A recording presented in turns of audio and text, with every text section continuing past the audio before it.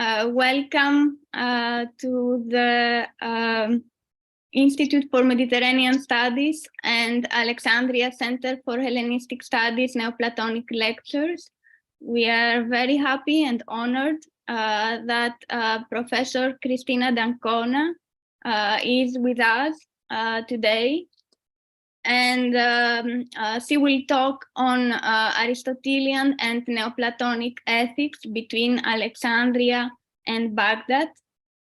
Professor D'Ancona does not need any introduction. However, as custom has it, I will say a few words, really a few very little compared to your work, dear Professor D'Ancona. Cristina D'Ancona is professor of history of medieval philosophy at the University of Pisa in the department Civiltà e Forme del Sapere. She is also a member of the Academia Europea, and she has also been member of the Scientific Council of the École Pratique des Hautes Études in Paris, and among others, president of the Academia Platonica Septima Monasteriensis. Her teaching focuses on late antique philosophy, Arabic philosophy, and medieval philosophy. Her research focuses on Greek Neoplatonism and medieval philosophy, both Latin and Arabic. She has written more than 100, I think, papers, book chapters and articles, and she is also author and editor or editor, sometimes in collaboration, of many books. Here are some titles.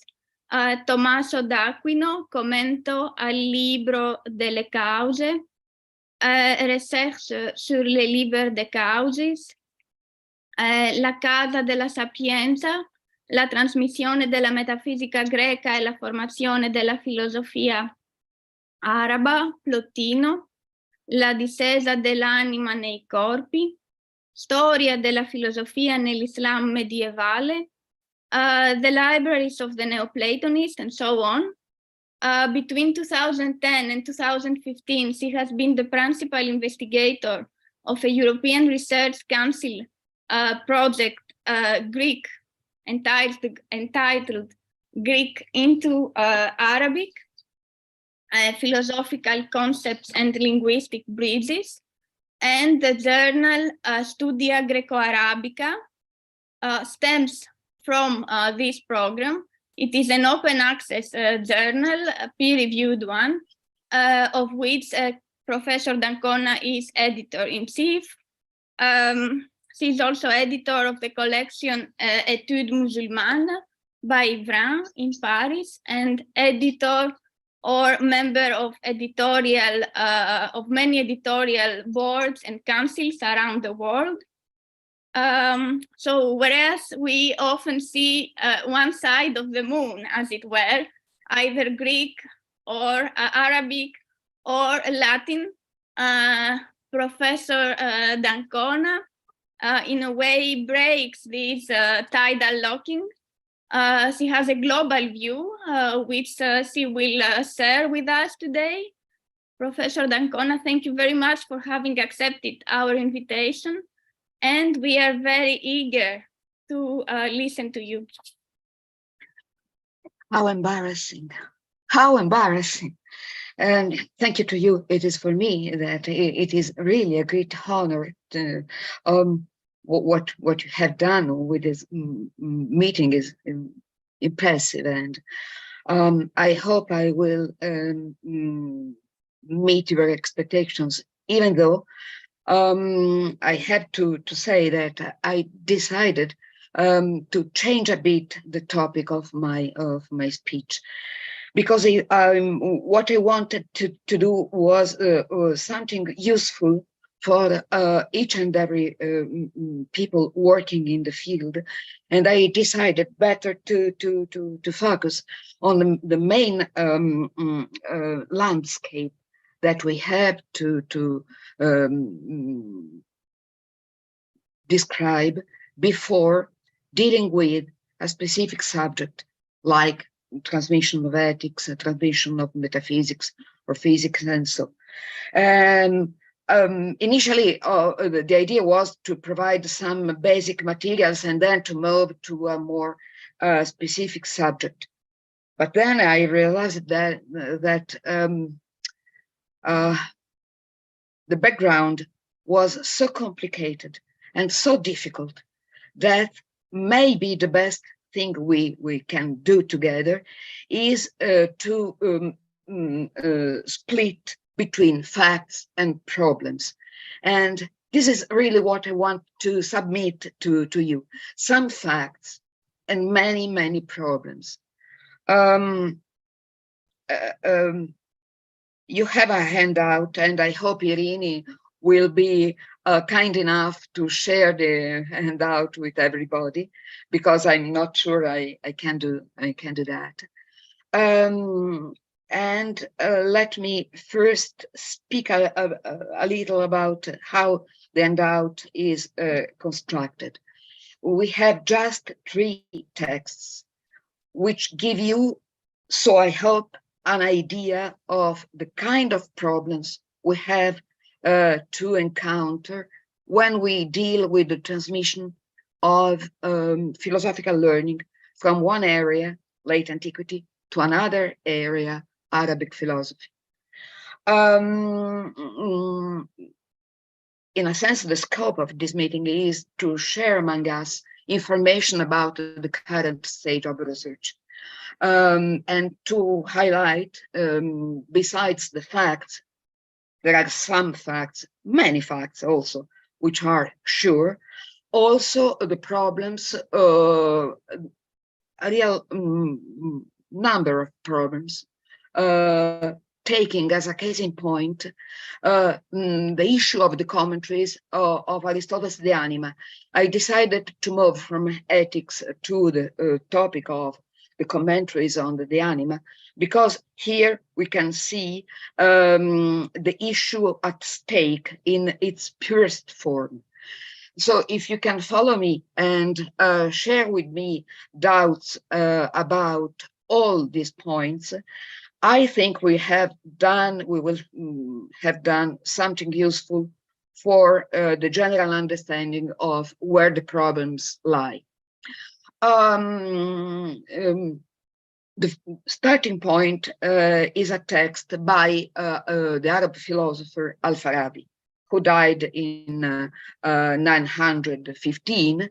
And second, we shall consider the entry on the De Anima in the Kitab al-Firist, which is the main bio-bibliographical source of Arabic philosophy, what the Arabs knew about Greek philosophy, among other subjects. And third, we shall have a look at the Arabic reception of the Alexandrian tradition of commentaries on the so-called enlarged organon of late antiquity. All these formed, in my mind, the premise, a sort of introduction into the main subject. But then I realized that it was enough to focus on these 3 texts. So please tell me step by step if what I'm going to say is clear enough, and please stop me every time when you want. The work where Al-Farabi, this philosopher who was called the second teacher after Aristotle, speaks about the origins of philosophy, was the birthplace of the topic from Alexandria to Baghdad. This is a very famous saying, the translatio studi of the antiquity from late antiquity to the Arabic philosophy took the form of a transmission of learning from Alexandria to Baghdad. And this happens in this text that you have as text 1 in the handout. The work by Al-Farabi in itself is lost, and we have access to it through the work of a doctor and historian of medicine later, 2 centuries later, more or less, with respect to Al-Farabi, who is called Ibn Abi Usaybia. He wrote a monumental history of medicine, Indian, Greek, and Arabic medicine, and he reported this account of Al-Farabi about the origins of Arabic philosophy and the transmission of philosophy from Alexandria to Baghdad. The subject marked Ibn Abi Usaybia assigned to this account he reports as Al-Farabi's own words, became the title of the book, but we are not sure that the title of the book was really on the appearance of philosophy. Maybe it was, maybe not. In any case, Ibn Abi Usaybia pretends what he relates are the very words by Al-Farabi. And Al-Farabi, we don't have the time to read the entire passage that you have. First you have the Arabic, then you have the English translation made by Dimitri Gutas, who confronted the account as it is reported by Ibn Abi Usaybia with other accounts of the similar contents. We don't need to go deeper into this detail. But for our purposes, it is enough, so it seems to me, to focus on this report. And Al-Farabi says that the institutional teaching of philosophy was transferred from Alexandria to Antioch and from Antioch to Baghdad, with the mediation of scholars who were related in a way or another with the city of Harran. The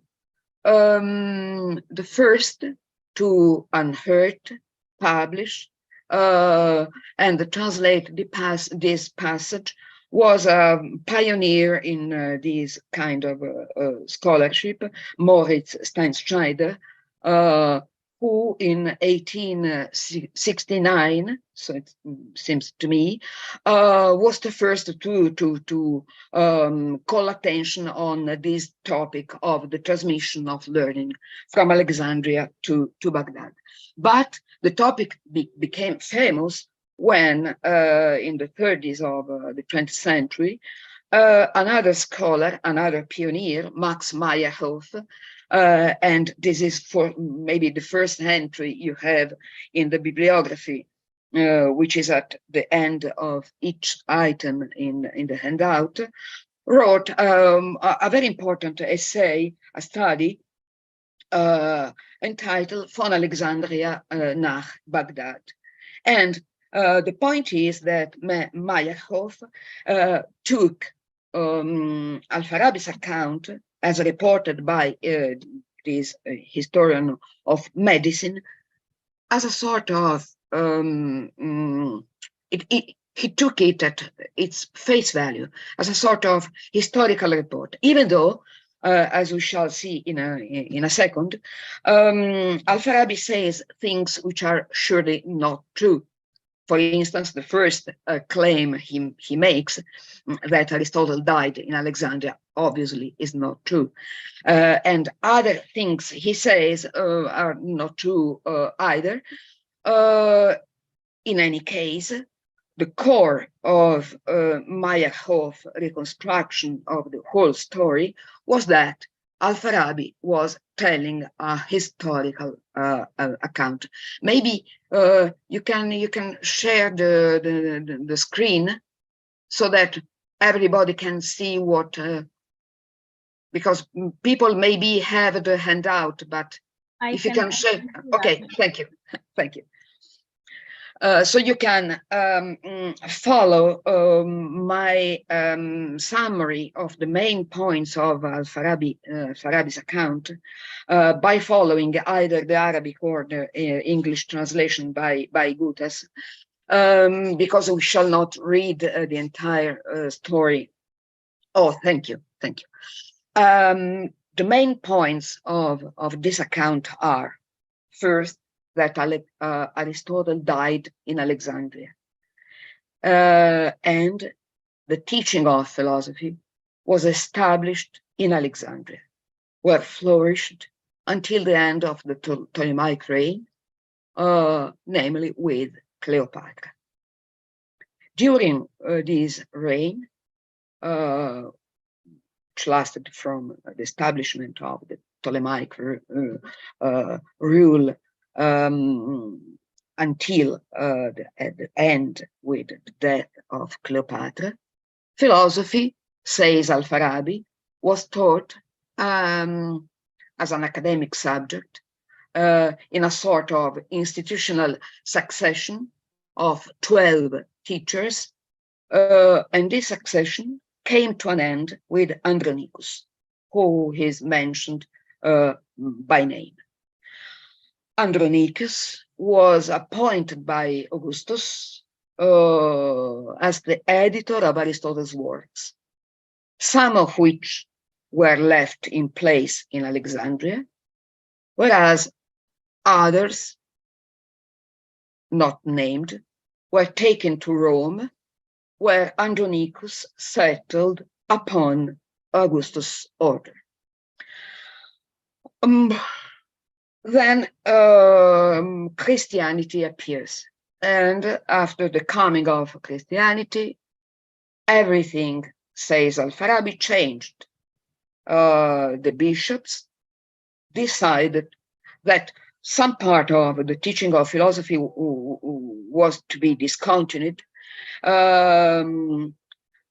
Only a part of the teaching of philosophy, the initial part of the organon, was to remain a subject of public teaching, and these for reasons of orthodoxy, which are far from clear, because it is by no means clear why, after chapter 7 of the first book of the Prior Analytics, something was harmful for Christianity. But in any case, and this is a point which is important for Gutas, because Gutas raises doubts about the historicity, the reliability of Al-Farabi's account on the basis of the anti-Christian element present in Al-Farabi's account. But this is not crucial for us. What is important for us is to distinguish between what has a historical basis and what is speculation, and several scholars agree that the reasons for the teaching of Aristotle's logical works after Prior Analytics 1.7 are far from being clear. In any case, this is what Al-Farabi says. The part in bold, the part which I have put in bold in the Arabic text and in Gutas' translation, is indeed the very point of the topic of the transmission of learning from Alexandria to Baghdad, because all that we have seen just until now has to do really with the establishment of an alleged institutional teaching in Alexandria, established by Aristotle himself, with a sort of institutional diadoche of teachers of philosophy from Aristotle to Andronicus. This is in a sense the prehistory of our point, which has to do with late antiquity and the transmission of learning from Alexandria through Antioch to Baghdad. The teaching of philosophy left Alexandria, probably because of the opposition of the Christian rulers in Alexandria. This is what Al-Farabi wants his reader understands from the opposition of the bishops and the transferal of the teaching in Antioch. From Antioch, it was transferred to Baghdad, and the two scholars who learned philosophy from the last teacher in Antioch, because once again, the teaching of philosophy was discontinued also in Antioch, according to Al-Farabi, came one from Persia, in particular from the city of Marb, and the other came from Syria, from Harran. This latter had two pupils, and one of them was the teacher of Al-Farabi. Under his guidance, Al-Farabi himself says he studied logic beyond the limits which were imposed by the bishops in Alexandria.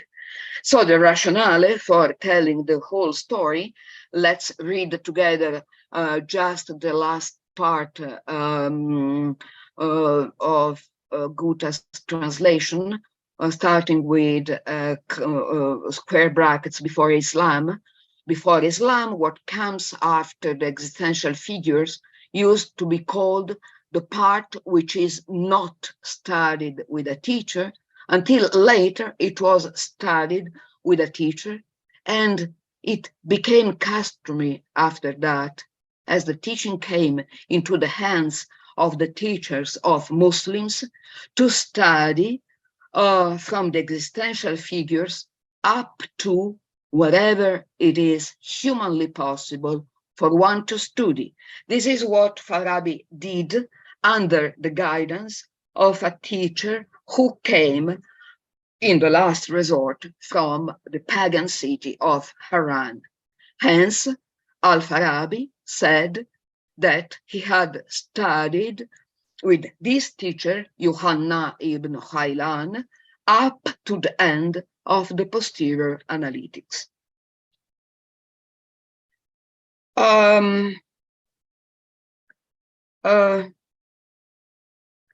This account, as I said before, was taken in its face value, first by Max Meyerhoff, but also much more recently by scholars who, following in the footsteps of a famous, quite famous study by a French scholar, Michel Tardieu, reconstructed, in a sense, the role of the pagan city of Harran as the missing link between the philosophy of late antiquity and the rise of Arabic philosophy.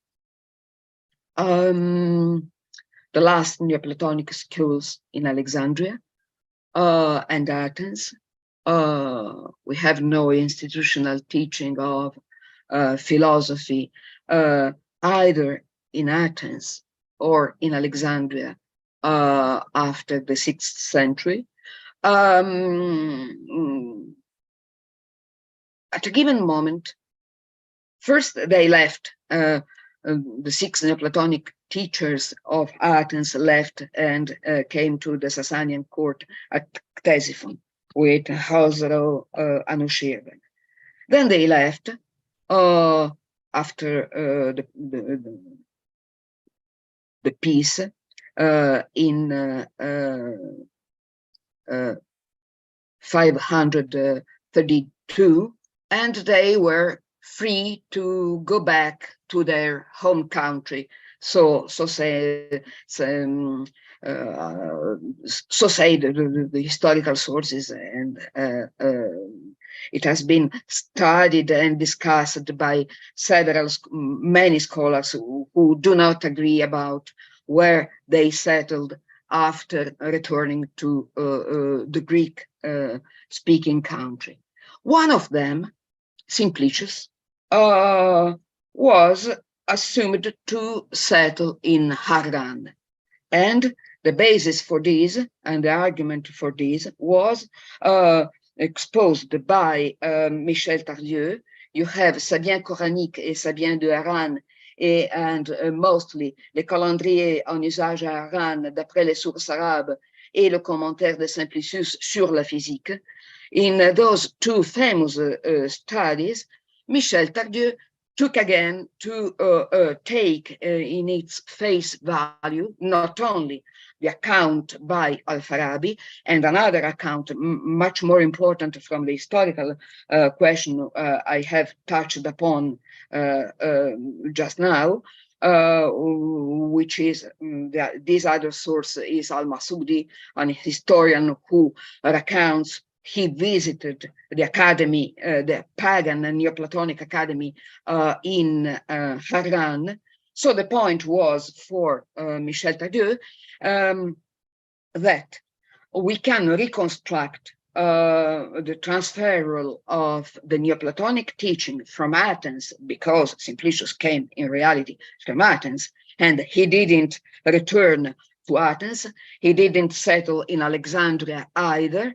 He rather settled in this academy of Harran, where a teaching was established based on the fact that Harran was the seat of a very famous pagan cult, which is also mentioned in the Quran. To cut short and to sum up a very complicated issue, the history which is recounted by Al-Farabi with in the vein of an opposition between the attitude against philosophy of the Christian bishops in Alexandria and the open-minded attitude of the Muslim teachers in Baghdad was transformed in the studies by Michel Tardieu into a part of a more general account of the transferal of the Neoplatonic heritage, which this time has as a pivot not Antioch, which was a Christian city, but Harran, which was the seat of the last pagan cult either in the Christianity or in the Sasanian or in the Muslim country, because Harran, being on the borders between the three empires I mentioned, was contended and at any rate, when it was visited by the historian I mentioned, Al-Masudi, it was under the Muslim rule.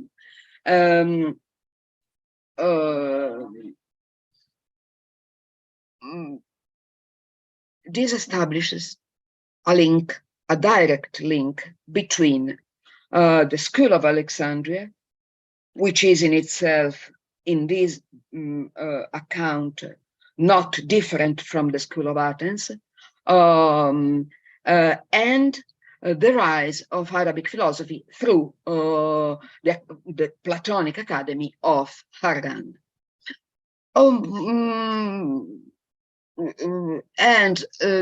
This narrative forms, in a sense, the background of an important book, one of the few books on Al-Farabi in general. There are many important contributions on this or that aspect of the teaching of the philosophy of Al-Farabi, but global visions are not so frequent. And Philippe Vallat published a book entitled Farabi et l'école d'Alexandrie, des prémices de la connaissance à la philosophie politique, that you have in your handout, which is in a very important book, which in a sense is based on the historical account, on Al-Farabi's account, taken its face value as a historical report about the continuity between the teaching of philosophy in Alexandria and in Baghdad, with the milestone of Harran being decisive in the sense that the teacher, the direct teacher of Al-Farabi, was a man who came from that city. A very important point in the whole story is that so-called Neoplatonic Academy of Harran was chosen, in a sense, by Simplicius as a possible place where to settle after returning from Ctesiphon, instead of coming back to Athens or to settle in Alexandria. He chose apparently to set in Harran, where he had a library at his disposal, and where he found the time and the facilities to write commentaries, huge commentaries, like the commentary on the physics, which is full of information about pre-Socratics, is one of the main sources we have for the pre-Socratics, and this implies he had at his disposal a huge library, and also a commentary on the De Anima, which is apparently mentioned also in the Arabic sources. So Simplicius is pivotal in our history because it is because of the fact that Simplicius is mentioned in the Arabic sources concerning the De Anima, and a commentary on the De Anima is ascribed to him, that Michel Tardieu came to reconstruct as a historical succession Harran as a milestone between the Neoplatonic schools, which ended their life both in Athens and in Alexandria, but resumed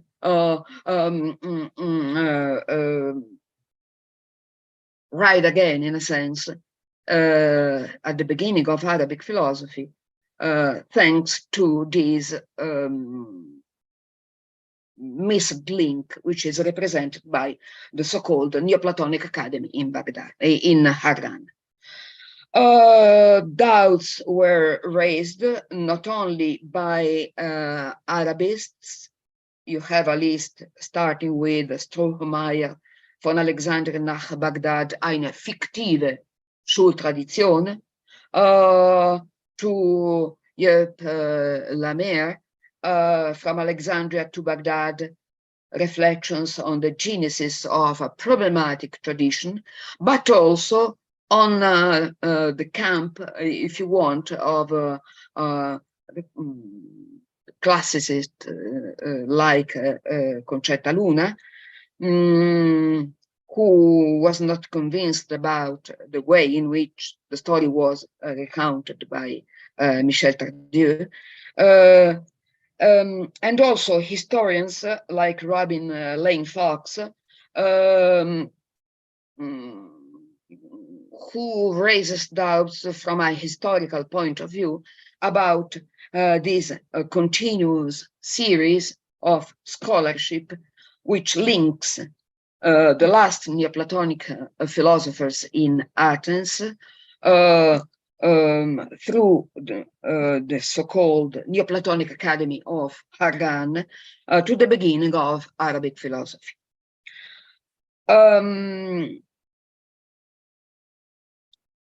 An important piece, documentary piece, is the account about the De Anima, which is text 2 in the handout, that we have in the famous Kitab al-Firist.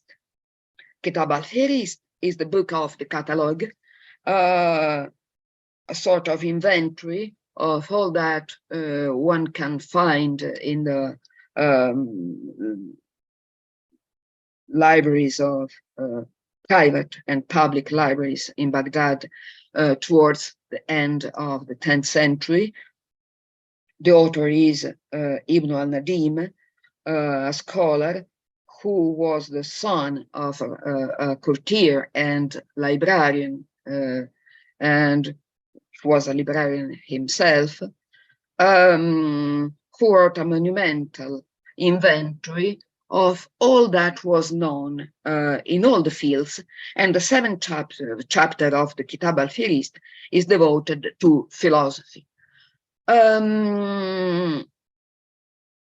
There is an account on the origins of philosophy, an account which lists the names of the translators, and an account which, in a sense, echoes the Greek tradition of biobibliography, like Diogenes Laertius I, because for the main philosophers like Plato, Aristotle, there is an account on the life and an account of the books.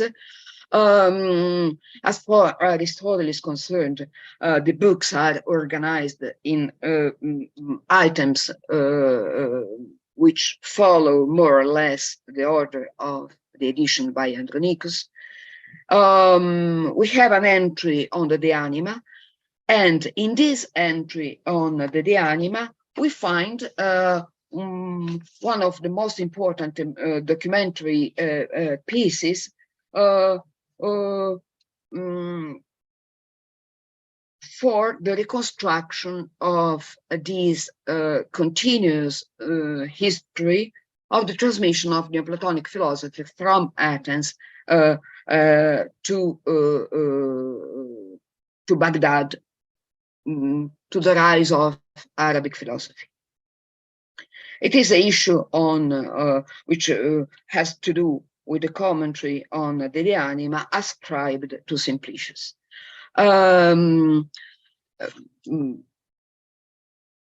For me, this is a sort of a case study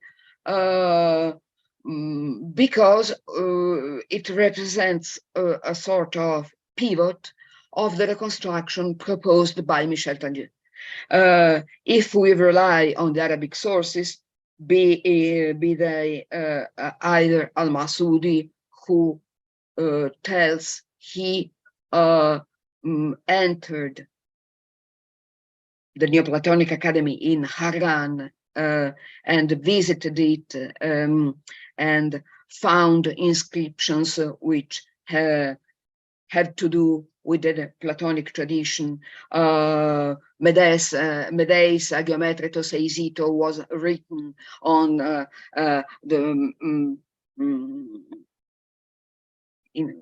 was a sort of inscription at the head of this academy, or the Kitab al-Fihrist, where we find the attestation in the vision of Michel Tardieu of the fact that Simplicius settled in Syria after returning from Ctesiphon. If we rely on the Arabic sources, we have a continuous tradition connecting the last Neoplatonic schools and the rise of Arabic philosophy.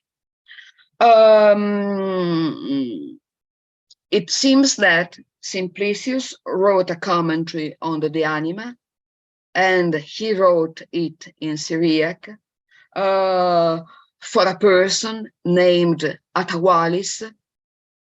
Tardieu discusses at length this name Atawalis, and finds that this is a name which is typical of the pagan scholarship in scholars in Harran. And this information comes from the entry on the De Anima in the Kitab al-Fihrist, which you have as text 2 in the handout. This text, this passage on the account on the book on the soul by Aristotle has been studied time and again by many scholars, and it is rich in information and is also rich in problems.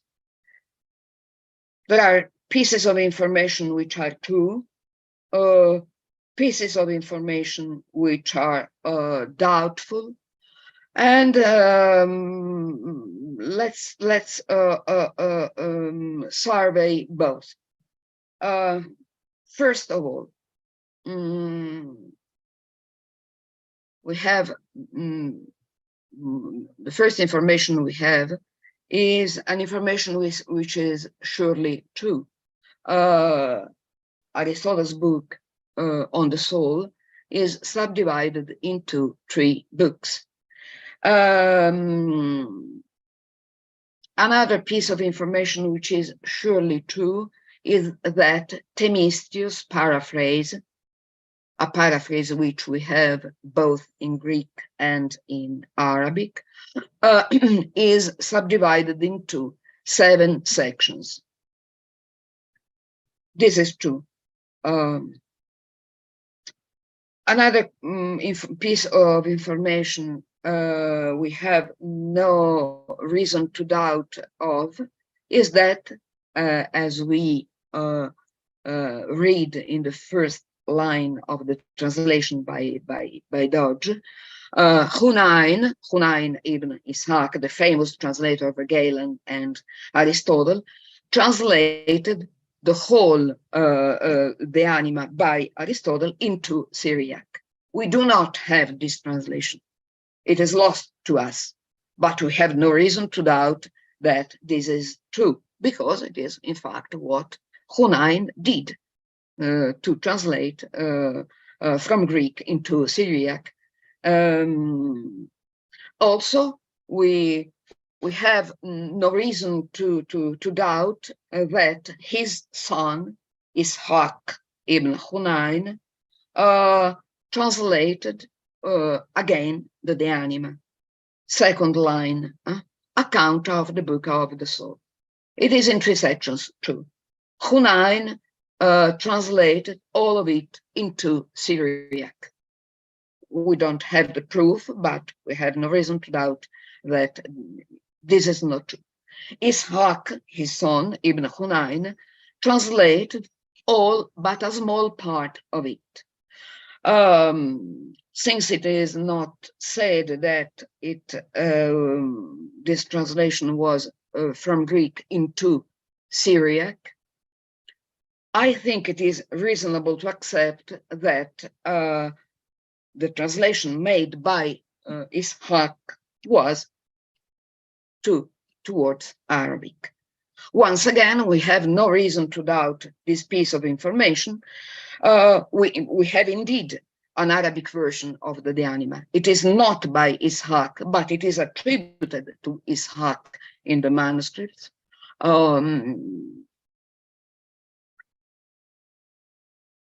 We have no reason to suspect that this part of the information provided by Ibn al-Nadim is not true. Then Ishaq translated it a second time in its entire form with improvements. I read this part of the entry under the Anima, even though it has nothing to do directly with our point, because at the end of the passage, this question is resumed by the speaker, who is Ibn al-Nadim, but in the middle we have plenty of information which is really important for us. And I mentioned all these points just to give you an idea of how information which are true and information which are doubtful mix up in such an entry. Then Ibn al-Nadim speaks about Themistius' paraphrase, which we have already mentioned. And what he says is absolutely true. Then he says that Olympiodorus wrote a commentary, and he says he read this commentary in Syriac, in the handwriting, Fihati, of Yahya ibn Adi. This Yahya ibn Adi is a very important person. He's a scholar, a very well-versed scholar in Aristotelianism. He was in reality an authority in teaching Aristotle, and he is also one of the main sources of information, of bibliographical information for Ibn al-Nadim himself. So the point is not that he, Ibn al-Nadim, read Olympiodorus' commentary written by hand by Yahya ibn Adi in Syriac, but the point is that he had access to the library of Yahya ibn Adi. I mentioned before private libraries, but Yahya ibn Adi was the scholar of an Aristotelian group, so his private library was also the library of this circle of Aristotelian scholars.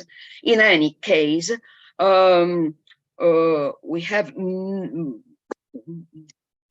it is not clear how to deal with this information about Olympiodorus, because on one side, we are inclined to say, but no, this is an error because we do not have a commentary by Olympiodorus on the Anima attested or extant or even attested in Greek sources. But on the other hand, we have no reason to doubt when such a precise piece of information is given by Ibn al-Nadim. He says, I saw it. It is written in Syriac. So this gives you an idea of how difficult it is to manage with this kind of information. In any case, the point which is directly related to our point today is another, is the question of the testimony about Simplicius' commentary on the De Anima. In this case, the issue is really complicated because on one hand, we do have in Greek a very huge commentary ascribed to Simplicius on the De Anima, whose authenticity is challenged by some scholars, accepted by others. Typically, Ilse-Trautadou accepts this commentary as being penned by Simplicius. Carlos Steele and others deny that the commentary is by Simplicius, but what the piece of information we have on the Arabic side, if you want, is in a sense bewildering for us, because what we have here is that there has been found an excellent commentary in Syriac, Syriani, ascribed to Simplicius, which he wrote for Athawalis. And an Arabic edition has also been found. Let's pause for a moment to connect to one another the pieces of information I mentioned before and now. On one side, we have scholars who claim that indeed what the theorist says is absolutely true. The text was written by Simplicius when he was in Syria for a Syriac audience. Atawalis was a scholar from Harran. His mother tongue was Syriac, so the commentary must have been written in Syriac. And on the other hand, we have a commentary in Greek, a very huge commentary ascribed to Simplicius, which is extant in Greek manuscripts, in several Greek manuscripts. Then we have the claim that this commentary is ascribed to Simplicius, and the information that this is a very good commentary. Then again, the Alexandrians take the floor. The Alexandrians had an abstract, a talhis. Talhis means a summary, an abstract, yes, a summary of this book, which undoubtedly this refers to the commentary, the excellent commentary ascribed to Simplicius and written in Syriac. And the Alexandrians made an abridgment of this commentary. But the Alexandrians should have had at their disposal for doing that a Greek text, not surely a Syriac text. So once again, this is quite difficult to put all the pieces of information together. Be that as it may, what is very difficult to understand is what follows, namely that the summary that the Alexandrians made out of this commentary was 100 leaves in length. What a sort of abbreviation, 100 leaves, and what kind of huge commentary should have been written, and what kind of problems we have if we have to imagine that Simplicius, whose mother tongue was Greek, wrote these a huge commentary, which the Alexandrians summarized in Greek, and which was also translated into Syriac for Atawalis, the Harranian friend of Simplicius. In any case, what we are told, and this is the last part concerning this commentary, if my understanding of this passage is correct, because the last two lines have to do once again with Aristotle's the Anima mentioned at the beginning, is that this commentary by the Alexandrians was translated, not translated, but a translator, a famous translator from Greek into Arabic, whose name is Ibn al-Bitrik, made excerpts, made a translation, but a selection, made a selection and translate into Arabic parts of this Alexandrian commentary. All this is complete mess for me. And for me, not only for me, and how to find a consistent account of the transmission of the commentaries, be they Alexandrian or Athenian on the De Anima, is very difficult.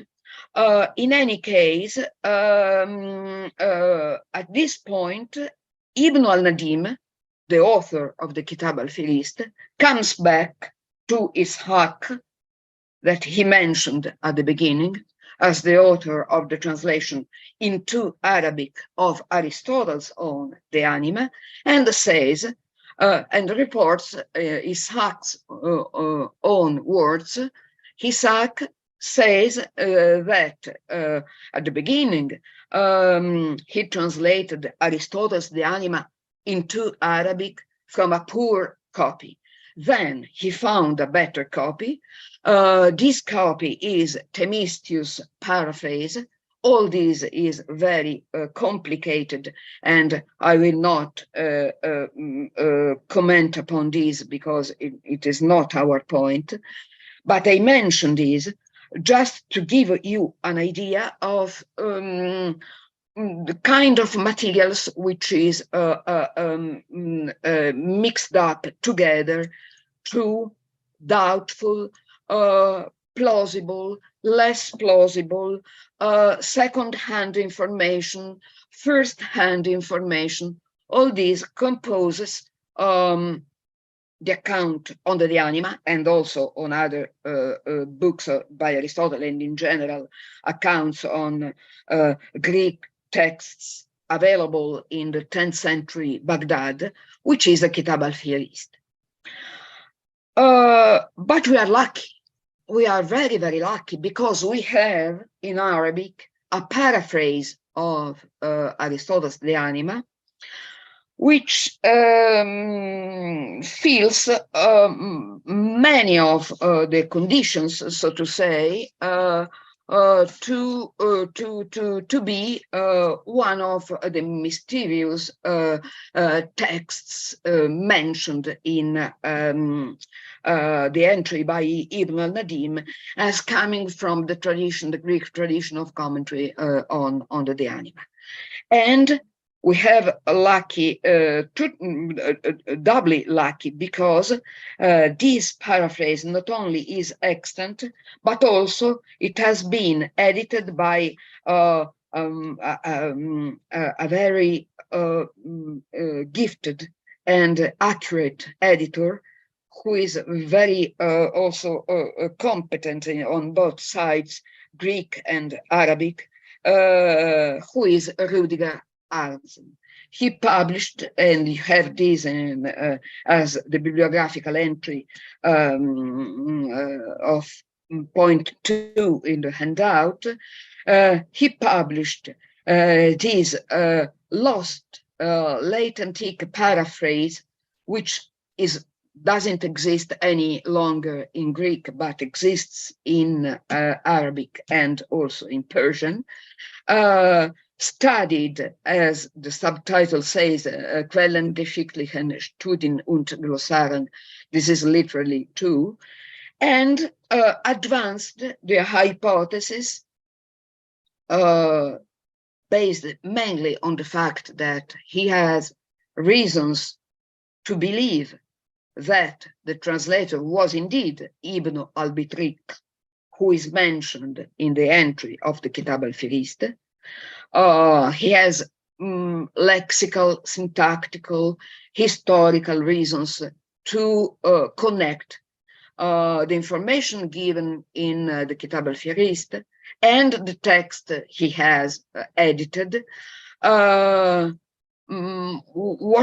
he can say is what is the Greek text which was the source of Ibn al-Bitrik. Because the Greek is lost. We do not have it any longer. But his careful, clever, and complete analysis of the paraphrase makes him able to say that the main source of the paraphrase is Philoponus' commentary. So once I didn't mention Philoponus before, but now Philoponus takes the floor because the source which Arntzen finds for his Arabic paraphrase is Philoponus' commentary on the De Anima, which we have. So the idea aired in the book is that, and also expressed by Rüdiger Arntzen, is that this summary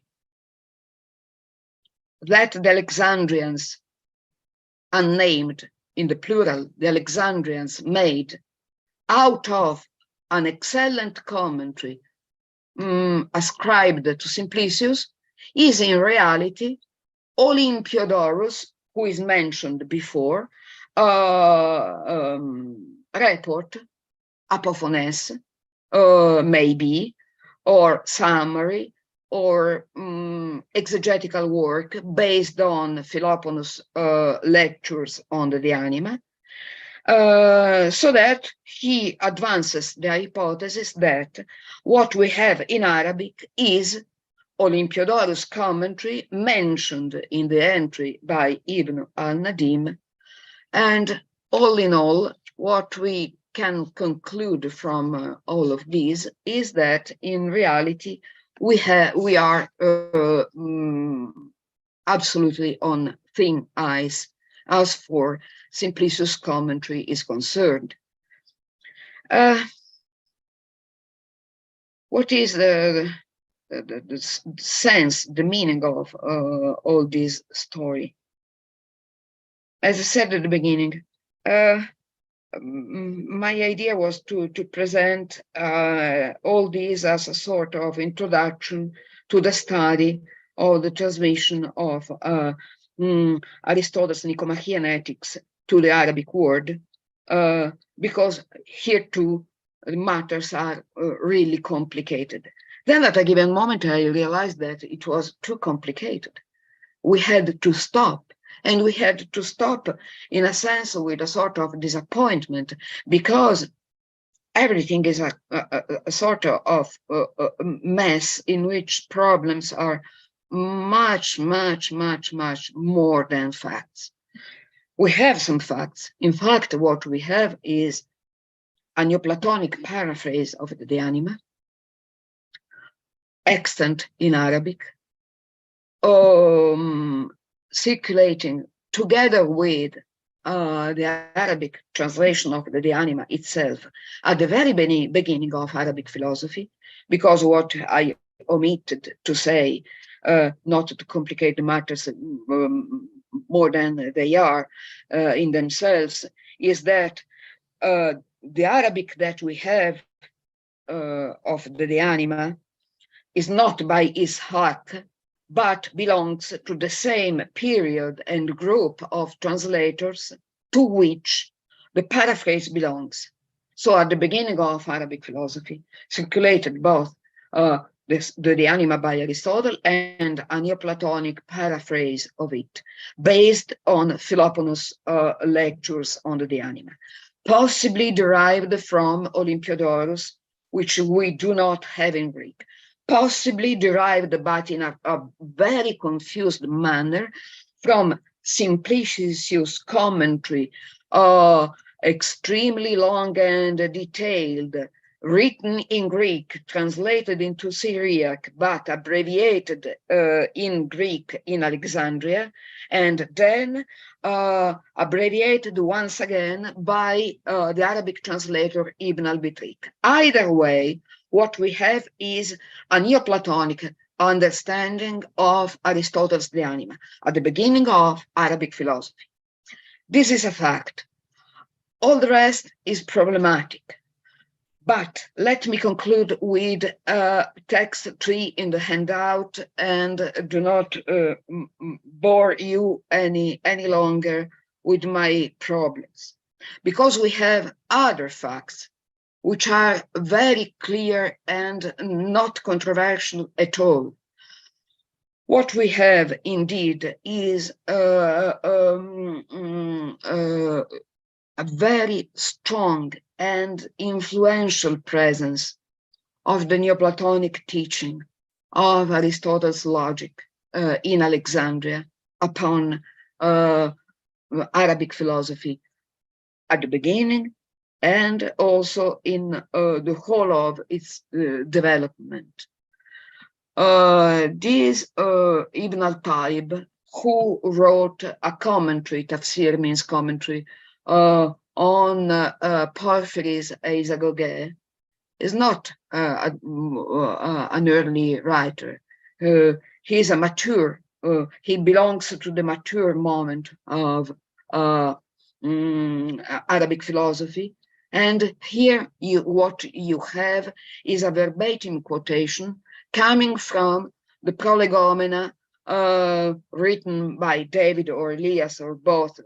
All these is once again not so clear among scholars working in the field.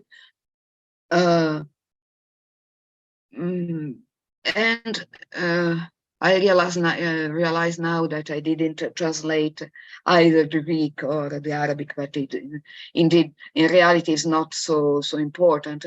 The point is that the 6 definitions of philosophy, which belong to the introductory materials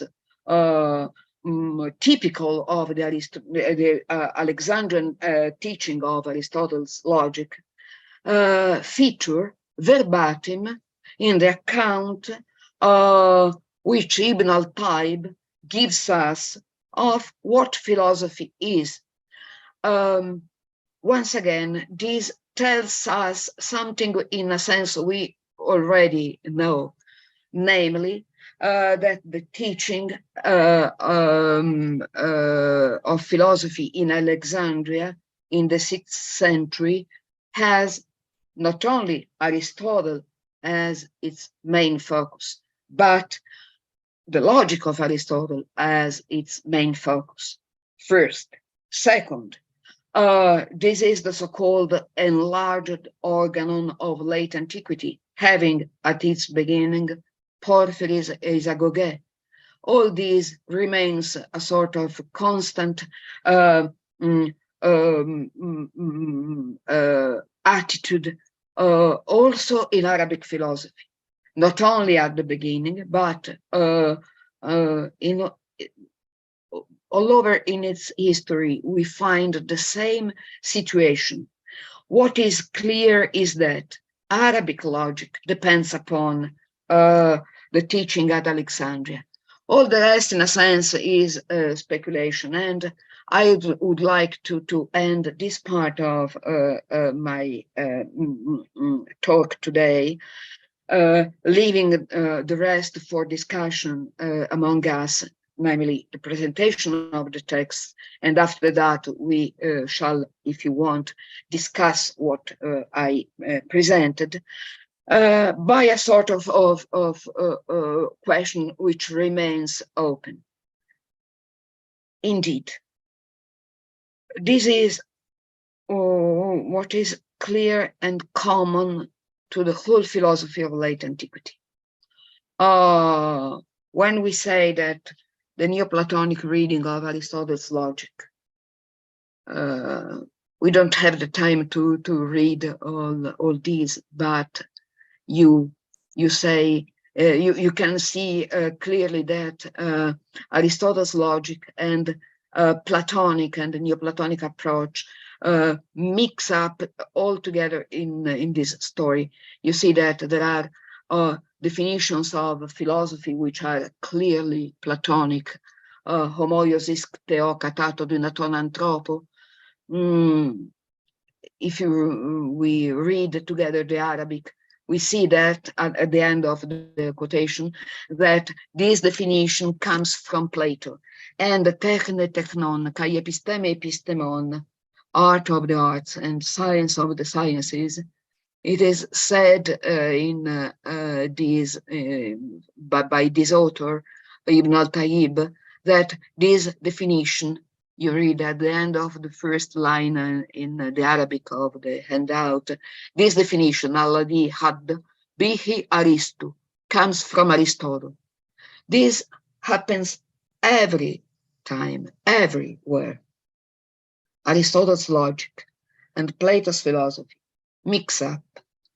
Is this enough to say that we need a sort of milestone between late antiquity and Arabic philosophy? Yes, in a sense, of course.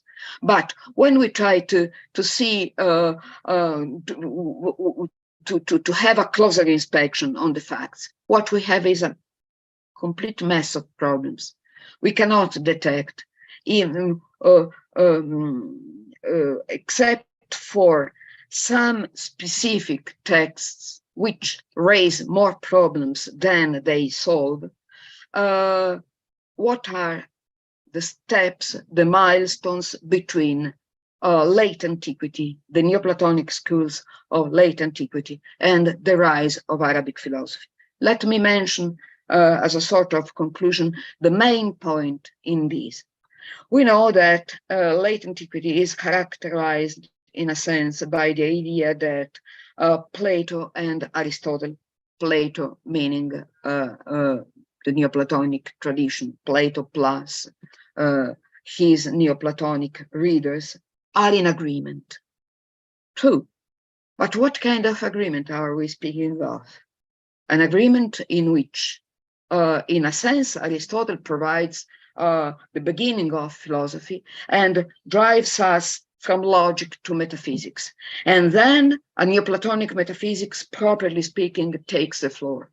We have the Neoplatonic metaphysics of the one, intellect and soul, as a sort of peak, crowning the Aristotelian metaphysics.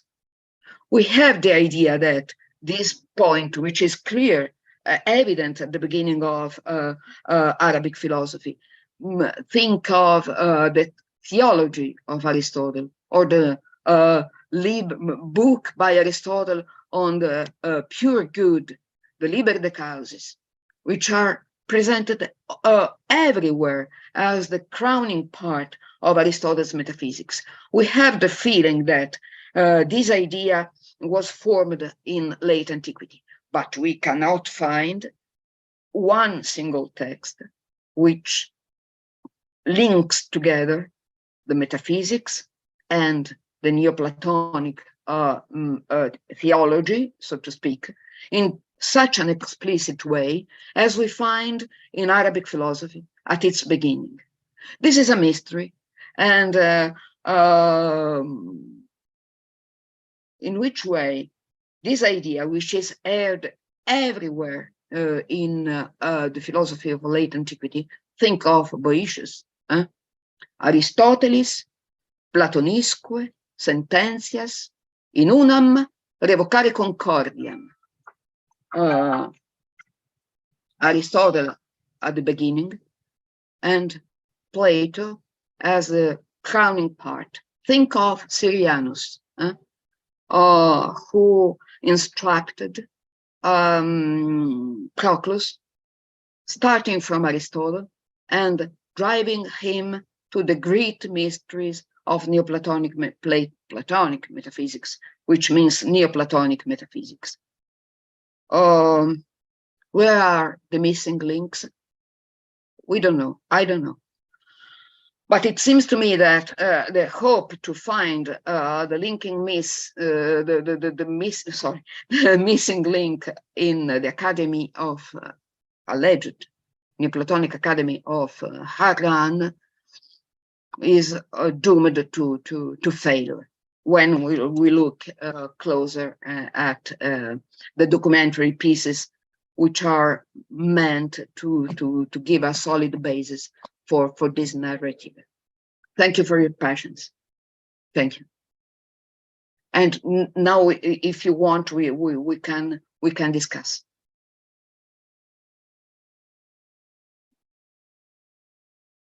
Thank you so much for taking us from Athens and Alexandria to Harran and Baghdad. There is plenty of time for discussion, so please use the raise hand or chat, and I will try to keep the order.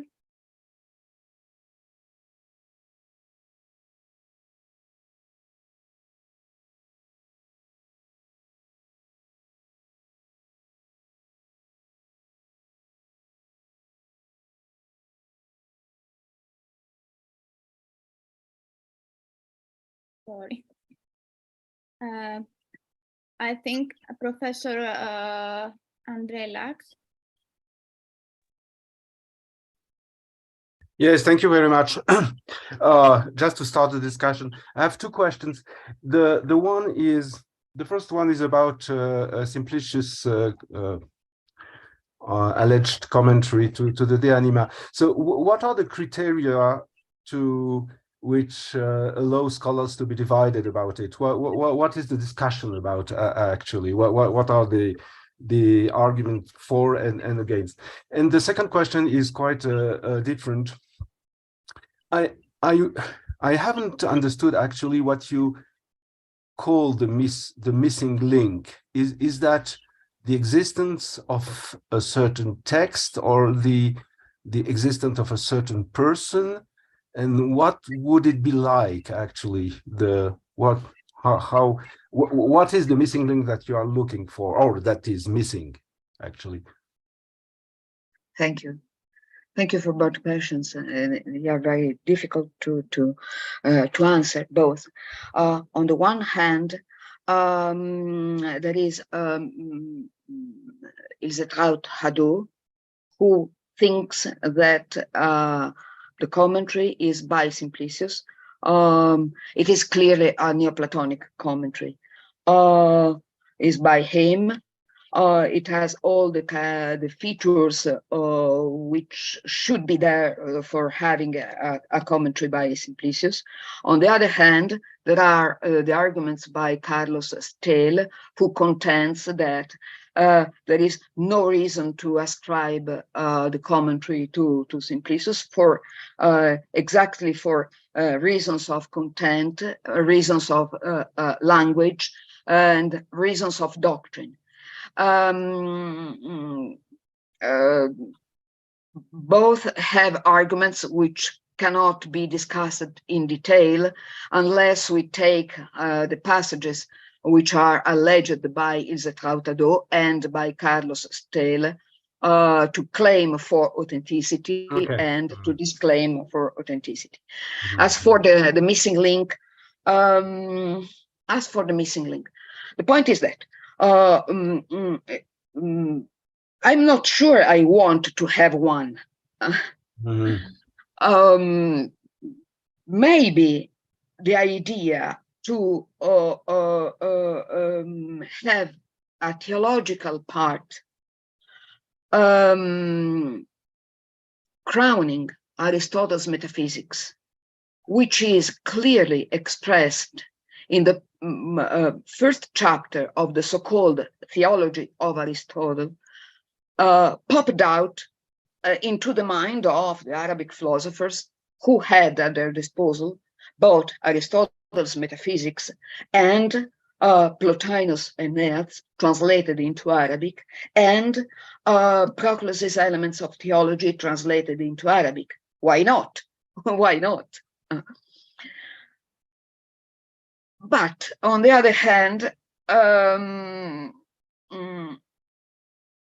idea of a harmony between Aristotle's metaphysics and Platonic metaphysics or theology in the Aristotelian sense of theology, science of the first causes and principles, is everywhere present in late antique philosophy.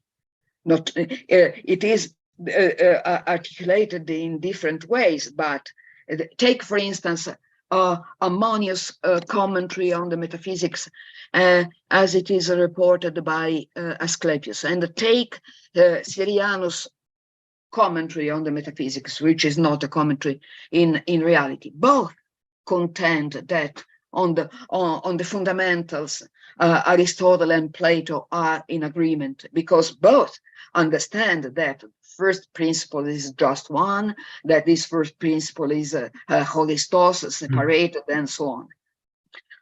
But Syrianus says that Aristotle was completely wrong when he abandoned the hypothesis of the four forms.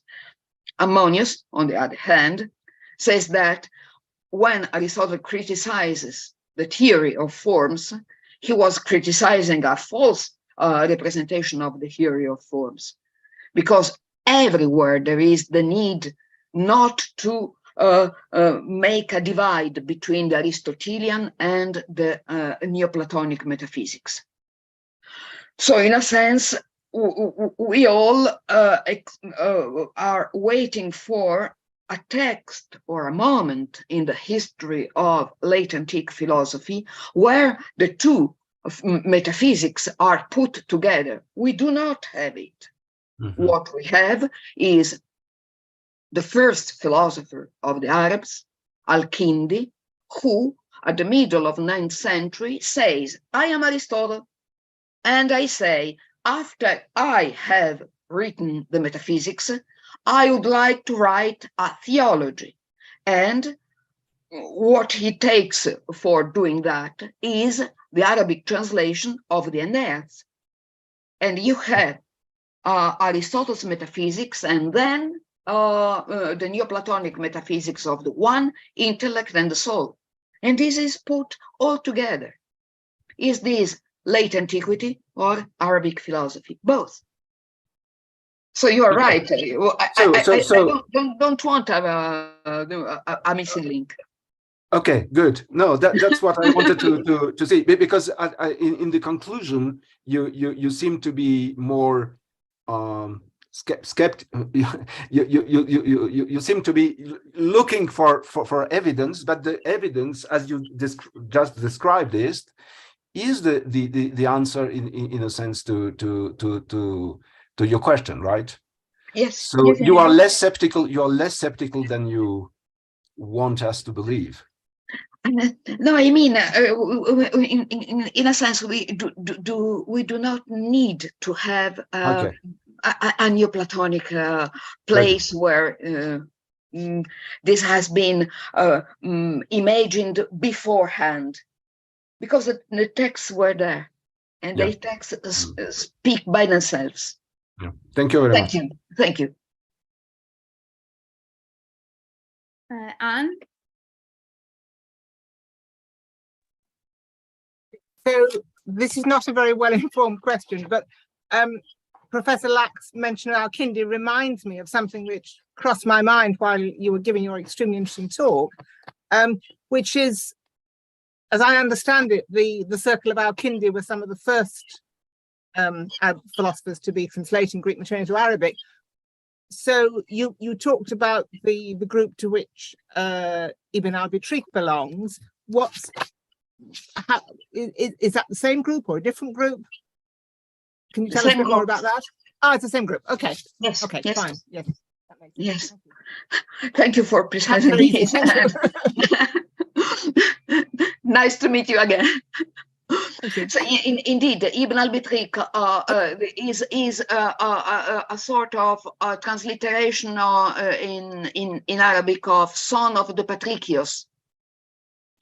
His father was a Patricios, so he went probably. Okay. Yes, indeed. Right. So he's somebody who's kind of bridging these different linguistic worlds. Yes, he came probably to Baghdad in the generation where intellectuals from the Greek-speaking countries came to Baghdad. And he was the son. He was well-versed in Greek and in Arabic, and he worked for Al-Kindi. He translated for Al-Kindi many works. Surely the Timaeus, which is lost, probably also the De Cello. So he was a very important personality in the circle of translators at the court, because Al-Kindi was the philosopher of the court. He could have all the translators he wanted to have. No, thank you. That's really helpful. So maybe I mean, perhaps we shouldn't be talking about missing links, but it looks like that circle is the place to look for. I don't know when all these changes start to happen, if they start in the Arabic speaking world. Yeah. Okay. Thank you. Other questions or remarks, please? Or if not, I have a question of ignorance. I would like to ask, what is the earliest and the latest piece of information that we have about the Neoplatonic school of Harran?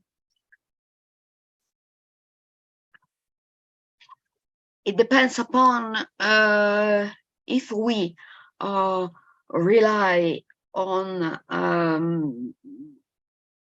the reconstruction proposed by Michel Tardieu.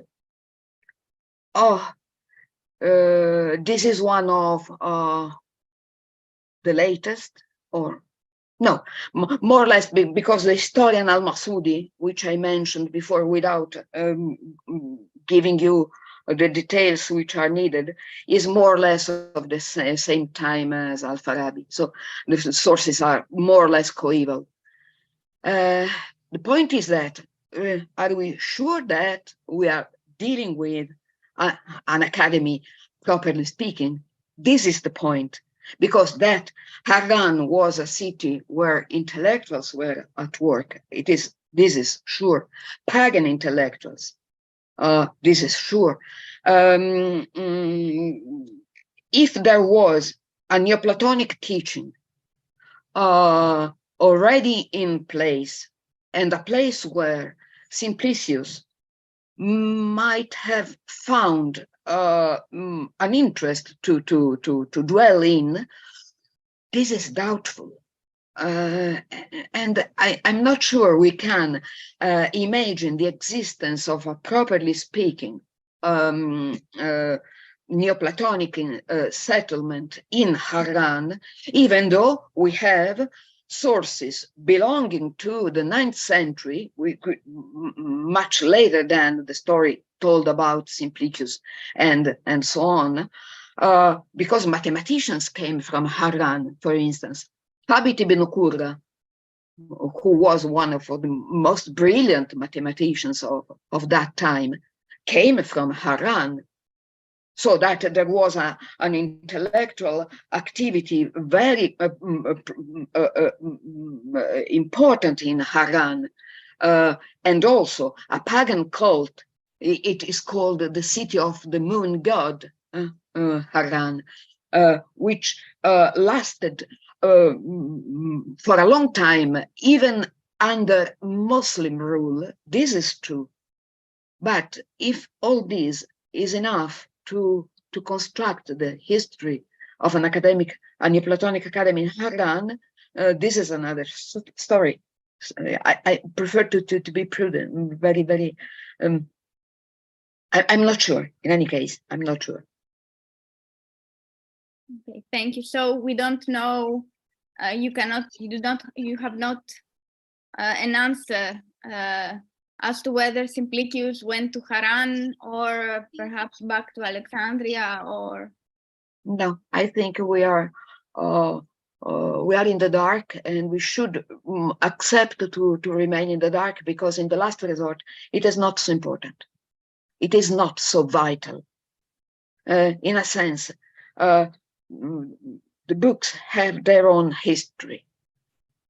The fact that someone in another tongue, in Arabic and not in Greek, doesn't matter, realized something which was aired in late antiquity, generally speaking, is not so surprising. And we do not need a specific link to account for the fact that someone had the idea to combine Neoplatonic metaphysics and Aristotelian metaphysics. Thank you. Professor Awad, please.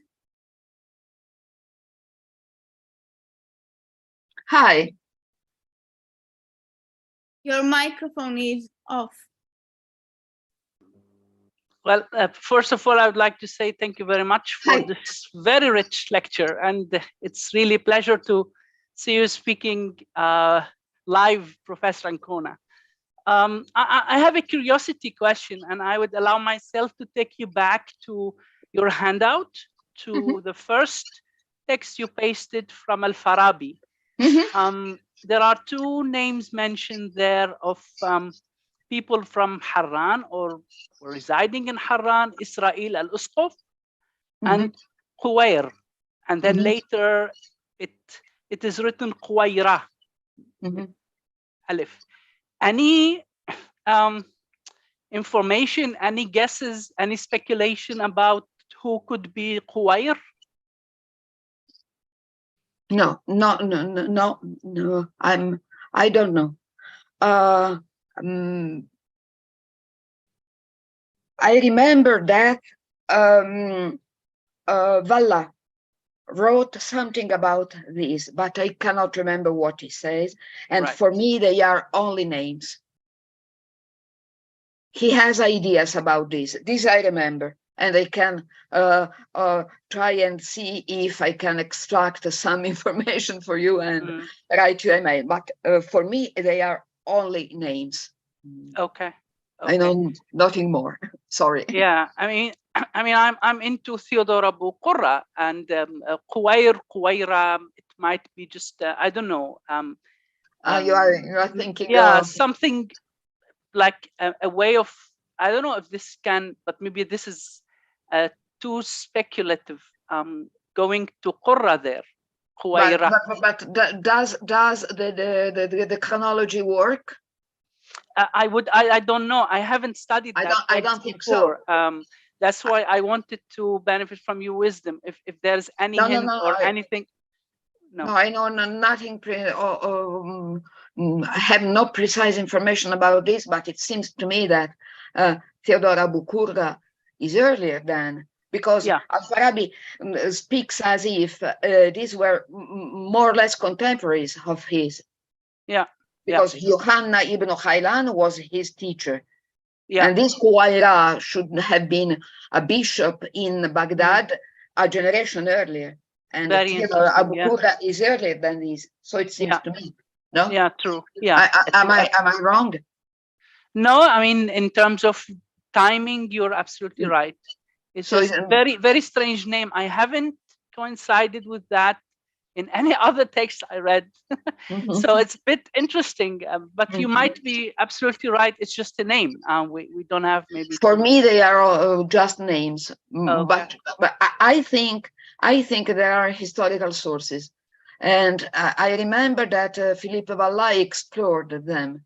So I will, if you want, send you a mail about this. I'll be indeed grateful. I don't want to steal from your precious time, but thank you very much indeed for answering. Thank you very much. Okay.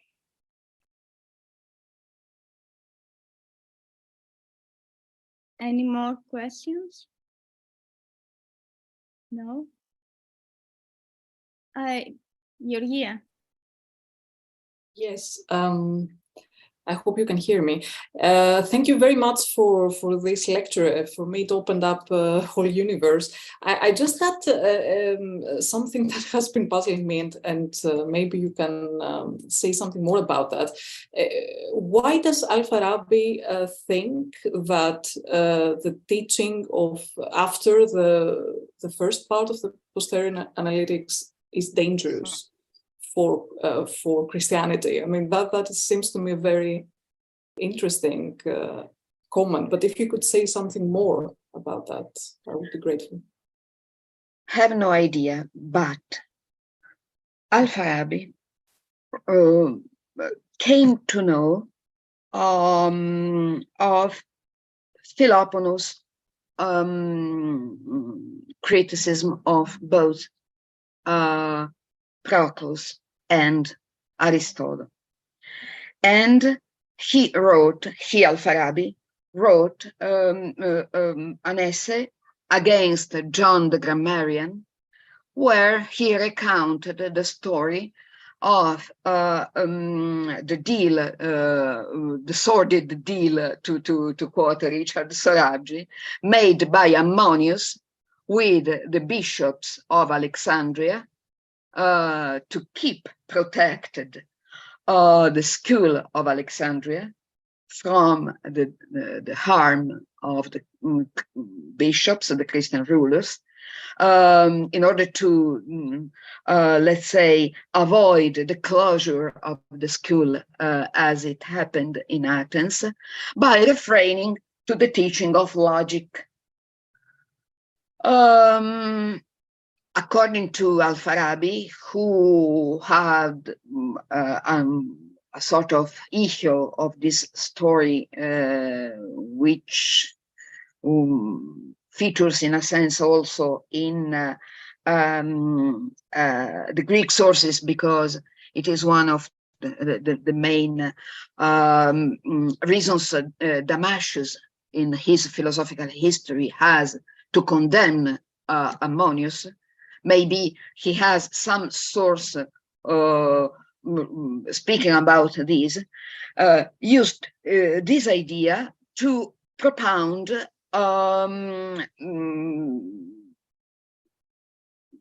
sort of theory of secret of the philosophers, who kept a secret what they thought in reality, in order not to incur in the criticism and the reactions on the part of the Christianity. all this has no historical basis, and in any case is not related to the teaching of logic. But there is in Al-Farabi's mind a link between going beyond the basic logic and incurring in the risk of having a clash with the Christian orthodoxy, which for him is a very central point, because in his reconstruction, the real heir of Greek philosophy was the Muslim rule. When I mentioned the topic of the so-called anti-Christian topic in Al-Farabi, which is very important, Dimitri Gutas explained this very clearly, very well. But in fact, if one had to ask Al-Farabi, what is wrong in the posterior analytics from the viewpoint of the Christian theology, I think he couldn't answer the question. But for him, there is a connection between limiting themselves to basic logic and not having a clash with the Christian rulers in Alexandria. This is clear. The reason, or not the reason why, but the way in which he can justify his idea is not clear to me and to nobody. Sorry, for not being more, for not explaining more, but it remains obscure also for the reader.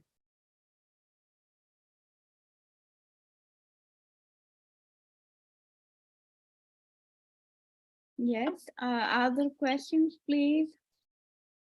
Or, well, you might be tired, Professor D'Ancona, so if there are no more questions, I propose that we thank again Professor D'Ancona, Cristina, for this wonderful talk, and renew our appointment for the 15th of December, and Georgia Tsounis' talk on reconsidering the prehistory of Neoplatonism. Cristina, Professor D'Ancona, thank you again, and thank you all for being here.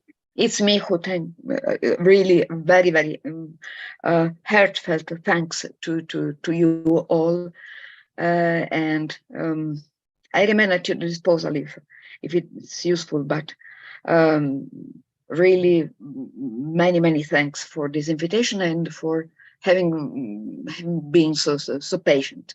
Thank you. Thank you, and thank you all for being here and for the discussion.